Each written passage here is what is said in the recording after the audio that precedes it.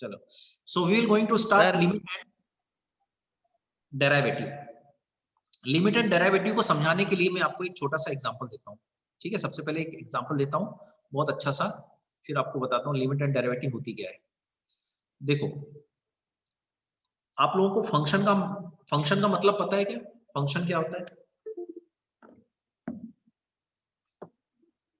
आप लोग फंक्शन जानते हो क्या? फंक्शन क्या होता है? नहीं पता है ना? देखो, क्या होता है कि जैसे y is equal to 2x लिखा है। हाँ, एक तरह का रिलेशन, बिल्कुल correct. y is equal to 2x लिखा है, तो x की आप वैल्यू यहां रखते जाओगे तो y की वैल्यू आपको मिलती जाएगी। क्या मिलेगी? x की वैल्यू 1 रखोगे तो y की 2 मिलेगी, 2 रखोगे तो 4 मिलेगी, 3 रखोगे तो 6 मिलेगी, 8 मिलेगी, ऐसी वैल्यू मिलती जाएगी। तो आप देखो, x की हर वैल्यू के लिए y की आपको कोई ना कोई वैल्यू मिलती जाएगी। तो हम कहते हैं y डिपेंड्स ऑन x, और इसी को हम लिखते हैं y is a function of x। इसको ऐसा शो करते हैं, इसको f का मतलब फंक्शन है, y is the function of x। Function का मतलब डिपेंडेंस है। अब मान लो मेरे पास एक y इज इक्वल टू लिखा हुआ है x प्लस 2, तो मैं आपसे पूछूं कि x इज इक्वल टू 2 पर इसकी वैल्यू बताओ, तो आप बोलोगे x इज इक्वल टू 2 पर वैल्यू क्या है? x की वैल्यू 2 रख दोगे तो आंसर आ जाएगा 4। ये आपका आंसर आ जाएगा। ठीक है, कोई प्रॉब्लम नहीं है।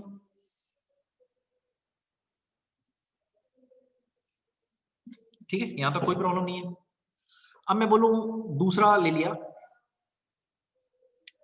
ठीक है, तो y इज इक्वल टू मैंने ले लिया x square minus 9 upon x plus 3, ये ले लिया।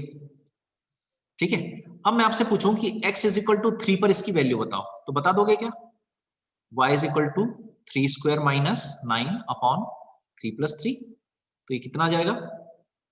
3 स्क्वायर 9 माइनस 9 अपॉन 6, तो जाएगा 0। 0 is very good, this is the answer. 0 तो एक अच्छी एक चीज होती है। इतना तो समझ में आ गया सबको? Yes sir. अब मैं बोलूं इसी का x is equal to minus 3 पर वैल्यू बताओ, तो आप क्या बोलोगे? y is equal to minus 3 का square minus 9 upon minus 3 plus 3, 9 minus 9 upon 0, that is 0 upon 0। अब कई मूर्ख लोग होते हैं जिनको मैथमेटिक्स नहीं पता होता, वो बोलते हैं 0 अपॉन 0 मतलब ये कट गया 1 आएगा, है ना? तो ऐसा नहीं करना है। ठीक है, 0 अपॉन 0 इज अनडिफाइंड। अभी मैं बता दूंगा और कौन कौन सी चीजें अनडिफाइंड होती है। तो x, इसका मतलब है हम ये कह सकते हैं 10 at x is equal to minus 3 value of y can't be calculated. बोलो, ये चीज समझ में आई क्या? Yes sir. तो अब क्या करें मैथमेटिक्स में? 3 पर हम इसकी वैल्यू 3 पे तो निकाल पा रहे हैं, 4 पे भी निकाल पाएंगे, लेकिन माइनस 3 पे नहीं निकाल पा रहे हैं। तो अब क्या करें? तो ये प्रॉब्लम मैथमेटिशियंस के साथ आई। तो इस प्रॉब्लम को सॉल्व करने के लिए उन्होंने एक नया कॉन्सेप्ट दिया जिसको कहते हैं कॉन्सेप्ट ऑफ लिमिट। लिमिट का मतलब क्या होता है मैं आपको जरा समझा दूं। जैसे आपके पास, आप पेन से लिखते हो, पेन से, आपके पास पेन है। अब मैं आपसे पूछूं कि एग्जैक्ट बताओ आपके पास कितनी पेन है, एग्जैक्ट। तो आई होप बहुत सारे लोग नहीं बता पाएंगे। जैसे मैं मुझसे पूछूं कि मेरे पास कितनी पेन है, तो मैं नहीं बता पाऊंगा। एक टोटल मिला के, टोटल कितनी पेन रखी है आपके घर में, तो नहीं बता पाऊंगा। अब अगर टोटल नहीं बता पाए लेकिन मैं इंसिस्ट करूं कि नहीं बताना ही है आपको, एक तो मुझे बताओ ही, तो फिर आप क्या करोगे? अब आप ऐसा बोल दोगे, अरे यार लगभग 20 से 30 होगी, ऐसा बोल दोगे? ये जो लगभग आप बोल रहे हो दैट इज लिमिट, सीमा। मतलब 20-30 से ज्यादा नहीं होगी जनरली। मेरी बात समझ में आई क्या कुछ? Yes sir. ओके, मैं आपसे पूछूं कि भाई जैसे कोई व्यक्ति बॉम्बे गया है, आप में से कोई बॉम्बे गया, अब मैं बॉम्बे गया, मान लो आप मेरे से पूछने आए कि भाई ऐसा है बॉम्बे जा रहे हैं, कितना पैसा रखें, 2 दिन में कितना खर्चा वहां हो जाता है, कितने का होटल मिल जाता है, कितना घूमने में लगता है, ये सब। तो मैं आपको ऐसा क्या बोल सकता हूँ, नहीं 10,545 रुपए ले जाओ, ऐसा बोल सकता हूँ क्या मैं? क्या कोई नो फिक्स सर। अमाउंट बता सकता हूँ एग्जैक्ट, बिल्कुल एग्जैक्ट? क्या कोई फिक्स अमाउंट बता सकता हूँ क्या? No sir. नहीं। नो मैं आपको सर। क्या बोलूंगा, भाई आपका ऐसा है 2 दिन का घूमना है, 2 दिन का रहना है, तो लगभग आप 30,000 के आसपास ले जा लो, ऐसे ही बोलूंगा ना। ये जो 30,000 के आसपास ले जा लो का मतलब क्या है कि लगभग लास्ट लिमिट इज 30,000 तक आपका खर्च हो जाएगा। तो मैथमेटिक्स में इसी को लिमिट कहते हैं। तो according to limit, concept of limit, when we can not calculate value of a function, when we cannot calculate value of a function, then we calculate limit of that function. जब हम किसी function की value नहीं निकाल सकते तब हम उसकी लिमिट निकालते हैं। लिमिट का मतलब होता है वो किस ओर जा रहा है, ये इस ओर, मतलब मैंने बोल दिया लिमिट 5 है, मतलब वो वैल्यू 5 पर जाके खत्म हो जाएगा, 5 से ज्यादा नहीं जा सकता, एग्जैक्ट 5 नहीं है पर 5 तक जा सकता है। मेरी बात समझ में आई क्या? लिमिट मैथमेटिक्स में समझ में आ गया लिमिट का मतलब मैथमेटिक्स में? Yes sir. ओके। अच्छा, एक दो चीजें और समझनी जरूरी है। ये वाली चीज देखो, इन मैथमेटिक्स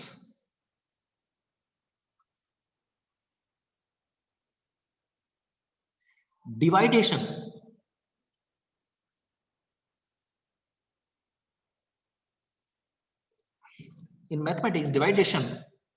ऑफ जीरो या बाय जीरो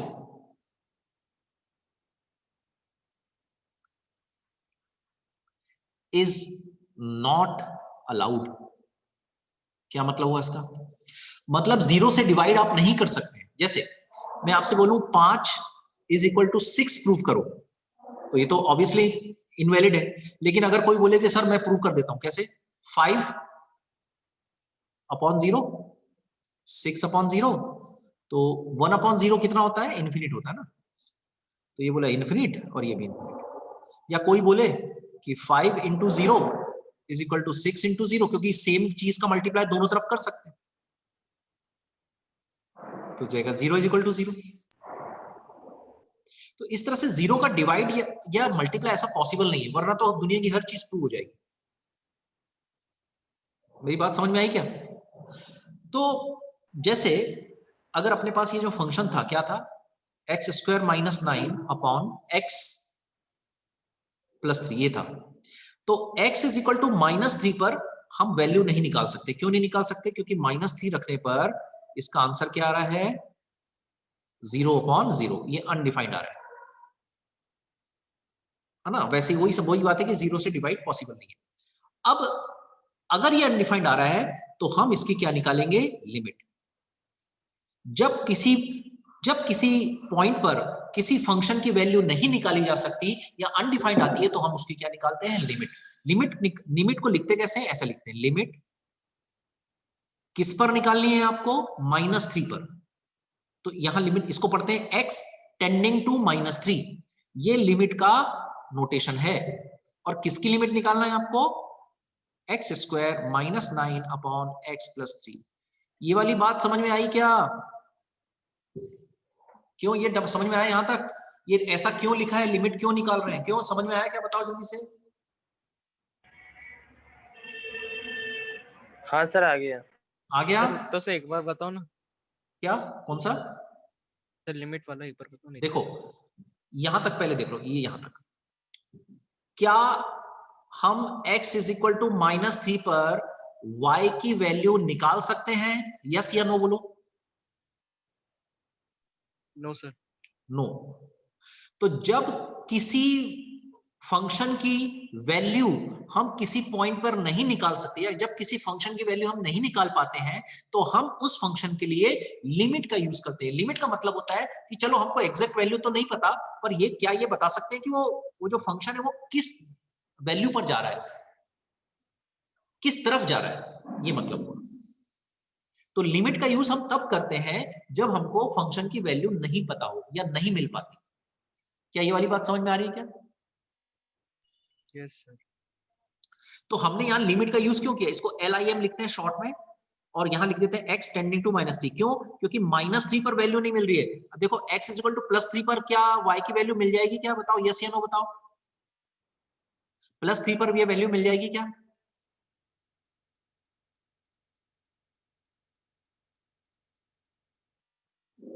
क्या +3 पर इसकी y की वैल्यू मिल जाएगी? जरा सोचो। हाँ सर। मिल जाएगी ना, 0 आएगा ना पास, अभी हमने निकाला था ना, 0 आया था ना। हाँ, तो +3 पर वैल्यू मिल जाएगी, यस। तो फिर लिमिट निकालने की जरूरत नहीं है, लेकिन -3 पर नहीं मिल रही है, इसलिए लिमिट x टेंडिंग टू -3 और ये वैल्यू लिखा है। क्या मेरी बात यहां तक समझ में आई कि जब किसी फंक्शन की वैल्यू हम किसी पॉइंट पे नहीं निकाल सकते हैं तो हम उस फंक्शन की लिमिट निकालते हैं? क्या ये वाली बात समझ में आ गई? Yes sir. Yes okay. Sir. तो अब इसको कैसे, अब लिमिट को सॉल्व करने की कई मेथड्स होती हैं। अब ये लिमिट, इसको निकालने की मेथड्स कितनी होंगी? तो बहुत सारी मेथड्स हैं। इसको सॉल्व कैसे करें? मेथड्स हैं बहुत सारी। जैसे एक मेथड होगी फैक्टराइजेशन,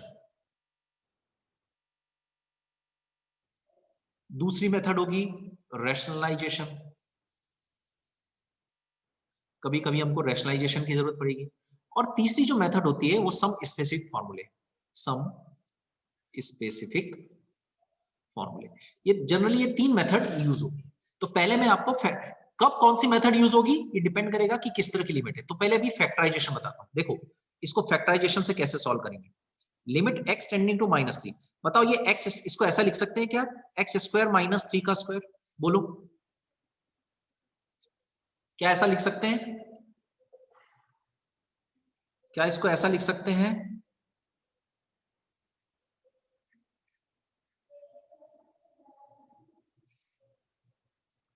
क्या इसको ऐसा लिख सकते हैं? बोलो, a² - b² का फॉर्मूला लगा दिया यहां पे, ऐसा लिख सकते हैं क्या इसको? बोलो। हाँ सर। लिख सकते हैं। अब क्या अपन इसको काट सकते हैं? ये x+3 से x+3 कट गया। मेरी बात समझ में आ रही है?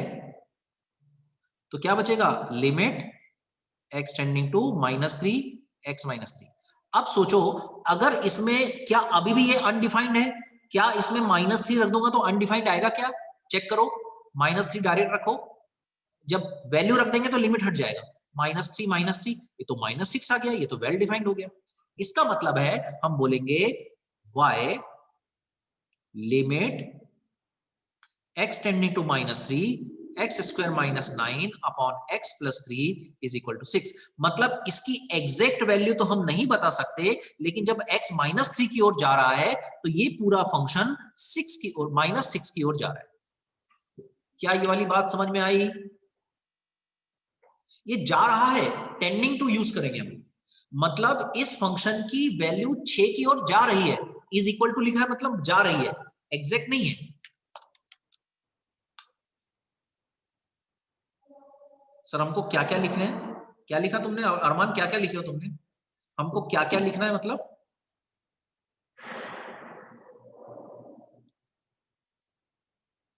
क्या क्या लिखना है क्या मतलब?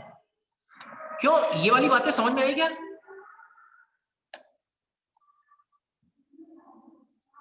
अभी कुछ नहीं लिखना है, अभी कुछ नहीं लिखना है, अभी समझा रहा हूं मैं। लिखने वाली चीज मैं बता दूंगा, क्या क्या नोट करने वाली चीज मैं बता दूंगा, अभी इसको मत लिखो, ठीक है? चलो मैं आपसे एक चीज और पूछता हूं। नेक्स्ट मैंने लिखा y is equal to x -2 upon x² -4। मैं पूछूं क्या x इज इक्वल टू 2 पर y की वैल्यू निकाली जा सकती है? यस या नो, जल्दी बताओ, यस या नो। 2 पर ये डिफाइंड होगा कि अनडिफाइंड होगा?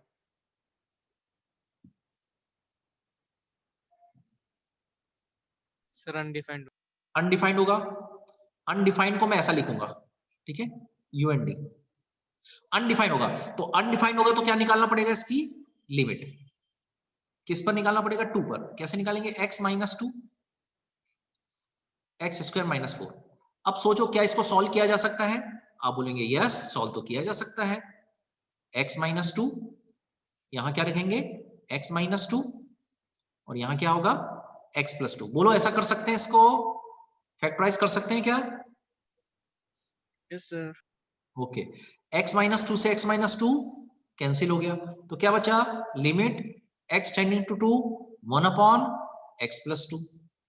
अब सोचो, 2 रखने पे अनडिफाइंड हो रहा है क्या?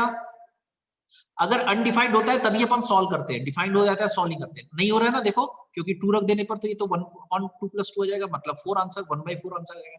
तो दिस इज द आंसर। मतलब हम बोलेंगे limit x tending to 2 x minus 2 upon x square minus 4 is equal to 1/4। अच्छा, ऐसा नहीं लिख सकते, देखो इसमें क्या मिस्टेक है बताओ?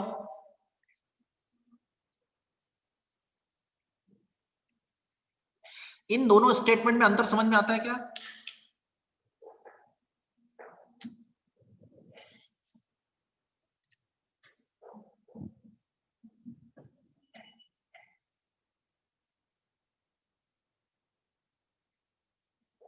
ये रॉन्ग क्यों है, ये करेक्ट क्यों है? सर एक क्योंकि में मैं लिमिट बता रहे हैं और एक हाँ, और इसमें इसमें वैल्यू बता रहे हैं। हाँ, जबकि वैल्यू तो 2 रख देने पर तो वैल्यू ये आ ही नहीं सकती, 2 रखने पे तो अनडिफाइंड आ रहा है। समझ में आया ना बात? Yes sir. Okay, so this is the concept of limit. तो एक चीज समझ में आ गई क्या? अपन लिमिट, अपने को लिमिट कब निकालना होता है? जब अपने पास कोई फंक्शन की वैल्यू एग्जैक्ट नहीं निकाल पाते या अनडिफाइंड आती है, तब अपन को लिमिट निकालना पड़ता है। इतनी बात समझ में आ गई क्या? Yes, sir. ओके, अब मैं आपको कुछ और चीजें बताता हूं, इसको नोट कर लो सब लोग, इस वाली चीज को नोट करो। Following terms are undefined in mathematics। इनको अनडिफाइंड कहते हैं। पहला 0 अपॉन 0, ये अनडिफाइंड होता है। दूसरा इन्फिनिट इंटू इन्फिनिट अनडिफाइंड होता है, सॉरी, इन्फिनिट अपॉन इन्फिनिट, क्यों जी, ये भी अनडिफाइंड होता है। ठीक है, ये दो चीजें अनडिफाइंड होती हैं। ओके, दूसरी चीज, इफ, ये पहला पॉइंट था, ये दूसरा पॉइंट है। If following, if 1 upon 0, then limit does not exist। इसी को कई बार इन्फिनिट भी कह देते हैं। 1 upon 0 का मतलब होता है लिमिट अब नहीं आएगी, अनडिफाइंड नहीं होगा। ठीक है, अच्छा, तीसरा 1 upon इन्फिनिट, ये होता है 0 और ये डिफाइंड है।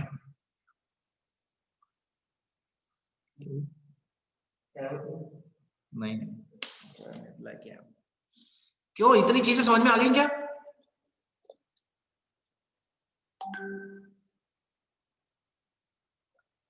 Yes sir. ओके, अब अपन चलते हैं बुक पे, है ना। ये मैंने बेसिक कॉन्सेप्ट बता दिया, बुक पे चलते हैं। इसको नोट कर लिया?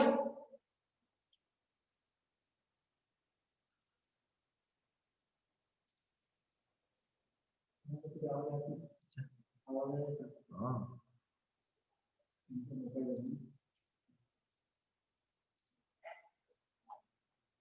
ओके, बुक सबको दिख रही है? Yes sir.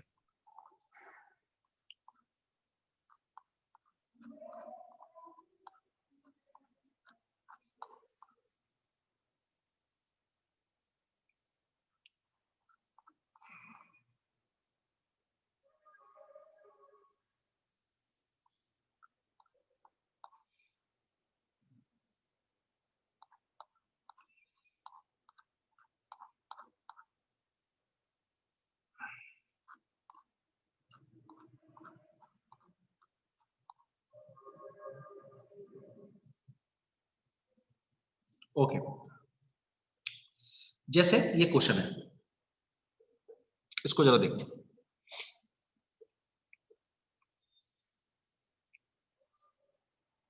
एग्जाम्पल 1 क्या बोल रहा है, ये लिमिट निकालनी है आपको।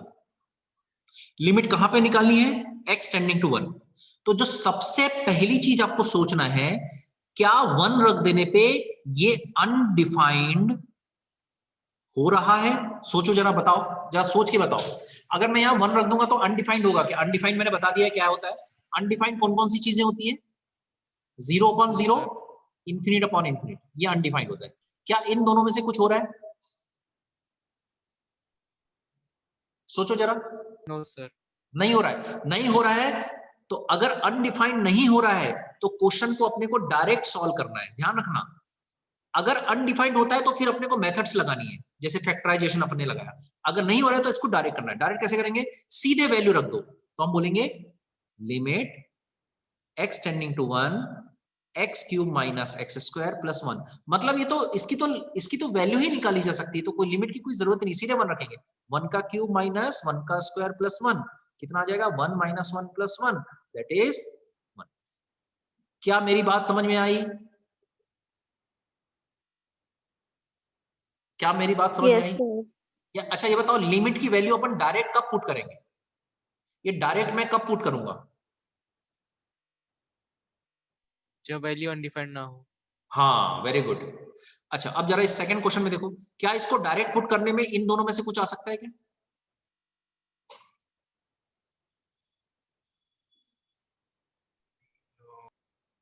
आएगा क्या? सोचो जरा। No sir. नहीं आएगा तो डायरेक्ट रखो सॉल्व। डायरेक्ट सॉल्व होगा। डायरेक्ट कैसे सॉल्व होगा? 3 प्लस 1 नहीं है ना? दूध की चाय है सर।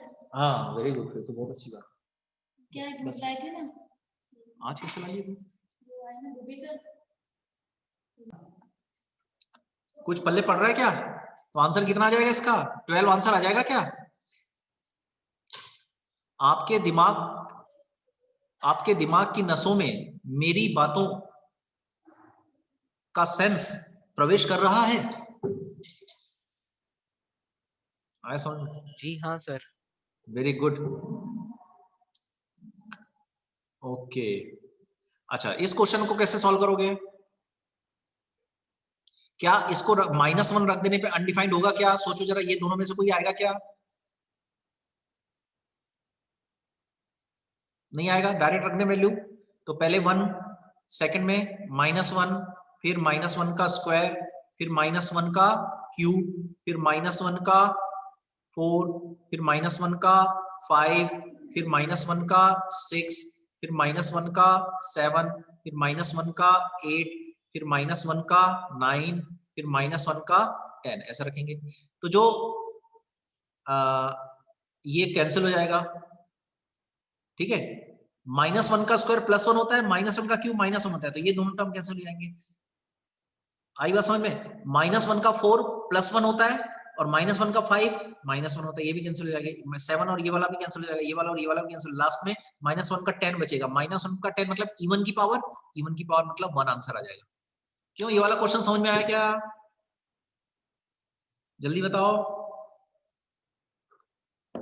यस है ना पानी पी ले? अच्छा,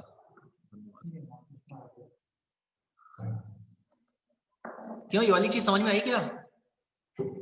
Yes, sir. ओके, आगे बढ़े अपन। इतना समझ में आ गया? ये ऊपर की बकवास नहीं पढ़ना है, ऊपर कई चीजें लिखी हुई हैं, यहीं से स्टार्ट करना आप लोग, ठीक है। ऊपर वाली चीज कुछ पढ़ने की जरूरत नहीं। ओके, चलो सेकंड क्वेश्चन पे चलते हैं। मुझे इसकी वैल्यू निकालनी है, ठीक है, इस लिमिट की वैल्यू निकालनी है। फिर सबसे पहले क्या सोचेंगे? 1 रखने पर ये अनडिफाइंड हो रहा है क्या? नहीं हो रहा है कि नहीं हो रहा है, बताओ।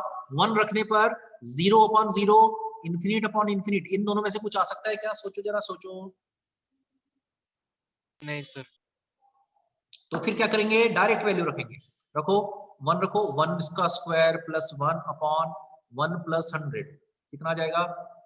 2/101। बस, दिस इज द आंसर।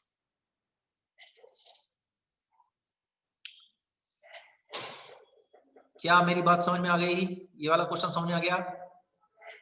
ठीक है, आगे यहां तक? ठीक है, अब सेकंड क्वेश्चन में जरा देखो, अगर सेकंड क्वेश्चन में अपन रखते हैं 2, तो 2 का क्यूब कितना हो जाता है? 8 माइनस 4 इंटू 2 का स्क्वायर यानी 4 प्लस 4 इंटू 2 मतलब 8, ये आ जाएगा। ठीक है, तो 0.0 आएगा। 0.0 आएगा। हाँ, तो ये देखो, ये कितना हो जाएगा? ऊपर हो जाएगा 16 और माइनस 16 यानी 0 आ जाएगा। और नीचे कितना आएगा? 2 रखेंगे तो 2 का स्क्वायर 4 माइनस 4 मतलब ये 0.0, तो ये अनडिफाइंड हो गया। अनडिफाइंड हो गया तो अब हमको लिमिट को सॉल्व करना पड़ेगा। सॉल्व करने की मेथड कौन सी है? अभी अपन ने केवल एक ही मेथड पढ़ी, फैक्टराइजेशन। अभी आगे और मेथड्स पढ़ेंगे। मेरी बात समझ में आ गई क्या? Yes sir. तो देखो सेकंड क्वेश्चन को कैसे करेंगे। एक्स क्यूब माइनस, सॉरी, कैसे सॉल्व करेंगे? तो लिमिट एक्स टेंड टू, बताओ ऊपर में से x निकाल सकता हूं क्या कॉमन? ऐसा x कॉमन निकाल सकता हूं क्या? क्या बचेगा देखो, x square minus 4x plus 4, ऐसी बचेगा क्या? देखो जल्दी से देखो यहां पे, ऐसा कर सकते हैं अपन? हाँ okay, limit x tending to 2, x निकाला। ठीक है, अच्छा ये क्या है? ये x माइनस 2 का होल स्क्वायर है क्या? देखो, और नीचे जो है उसको मैं x माइनस 2 x प्लस 2 लिख सकता हूं क्या? बताओ जल्दी से।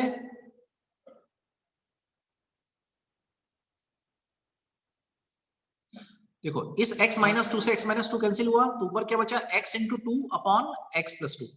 अब अपने को जब एक बार सॉल्व कर लिया अपन ने, तो अब अपने को फिर से चेक करना है। चेक करो, 2 रखने पर ये अनडिफाइंड आएगा क्या?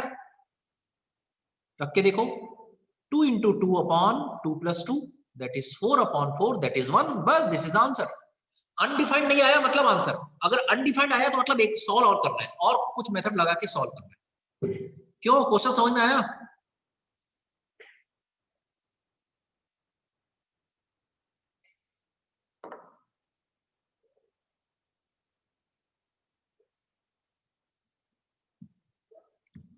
समझ में आएगा क्वेश्चन?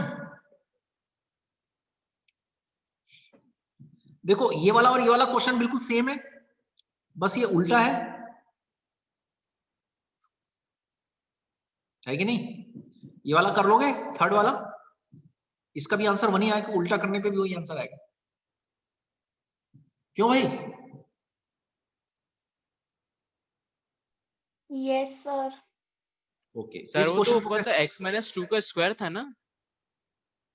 हाँ, अच्छा अच्छा अच्छा, माइनस सॉरी 2 तो बचेगा। हाँ, अरे अरे एक बच गया, सॉरी, ओ हाँ एक मिस्टेक हो गई। x माइनस 2 का स्क्वायर, अरे यार सॉरी, मैंने क्या क्या कर दिया ये। ओ, तो x माइनस 2 का स्क्वायर था ना, ये तो स्क्वायर है, तो एक कटेगा ना, तो यहाँ x इंटू x माइनस 2 बचेगा। सॉरी सॉरी, ठीक है। अच्छा अब रख के देखो, अनडिफाइंड आ रहा है क्या? अगर मैंने 2 रख दिया, यहाँ 2 माइनस 2 रख दिया, तो 2 plus 2 that is 2 into 0 upon 4 that is 0। 0 तो डिफाइंड है, तो 0 विल बी आंसर। समझ में आया क्या? हाँ सर। ओके, अच्छा इस क्वेश्चन को सॉल्व करेंगे तो ये समझ में आता है कि इसमें 1/0 आएगा। ये बात समझ में आती है क्या?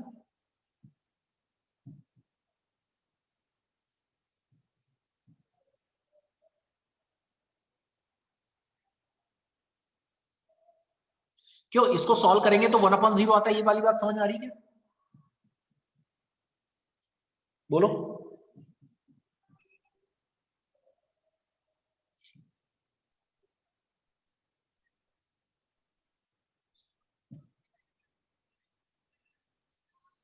ओके, और 1/0 को अपन अनडिफाइंड नहीं कहेंगे, क्योंकि अनडिफाइंड केवल ये दो हैं। 1/0 का मतलब होता है इन्फिनिट, या और इसको बोल देंगे limit does not exist. Limit does not exist का मतलब होता है हम कुछ भी करके इसकी लिमिट नहीं निकाल सकते, तो फंक्शन की लिमिट हम बता ही नहीं सकते। ना तो हम ये बता सकते हैं कि फंक्शन की एग्जैक्ट वैल्यू क्या है 2 पर, ना हम ये बता सकते हैं कि लिमिट किस दिशा में जा रहा है या किस वैल्यू की तरफ जा रहा है। ठीक है, आगे बात समझ में?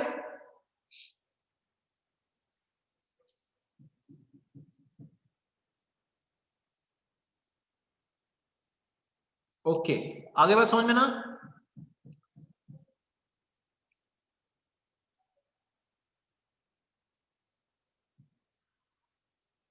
ओके, ठीक है, जरा इसको देखो, इसमें 1 डायरेक्टली रखेंगे तो क्या होगा?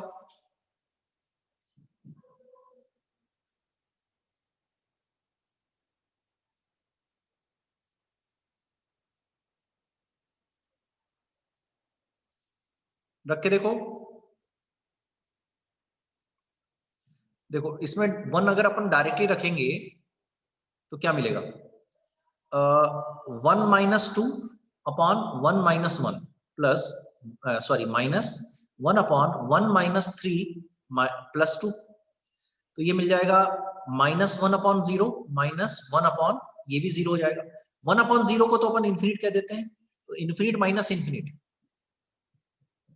इन्फिनिट, तो ये भी कैसा होगा? लिमिट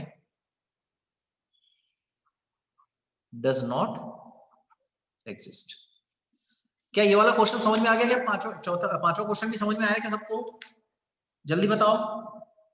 अच्छा, कोई ऐसा तो नहीं सोचता है ना, अच्छा कोई ऐसा तो नहीं सोचता है infinite plus infinite 2 into infinite, infinite minus infinite 0, ऐसा कोई सोचता है क्या?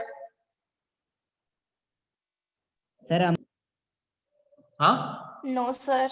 हाँ, इन्फिनिट का मतलब होता है अपने को पता ही नहीं, इन्फिनिट माइनस इन्फिनिट 0 नहीं होगा, ध्यान रखना, क्योंकि इन्फिनिट कोई वैल्यू नहीं है कि x माइनस x 0 हो गया, इन्फिनिट कोई वैल्यू थोड़ी है। तो इन्फिनिट माइनस इन्फिनिट 0 इन्फिनिट ही होता है, और इन्फिनिट प्लस इन्फिनिट भी इन्फिनिट होता है। ये 2 इंटू इन्फिनिट नहीं होता है, ये भी इन्फिनिट होता है ना? इन्फिनिट इंटू इन्फिनिट भी इन्फिनिट होता है, बस इन्फिनिट अपॉन इन्फिनिट अनडिफाइंड होता है, क्योंकि इन्फिनिट का डिवाइड पॉसिबल नहीं है। क्या पांचवा क्वेश्चन समझ में आया सबको?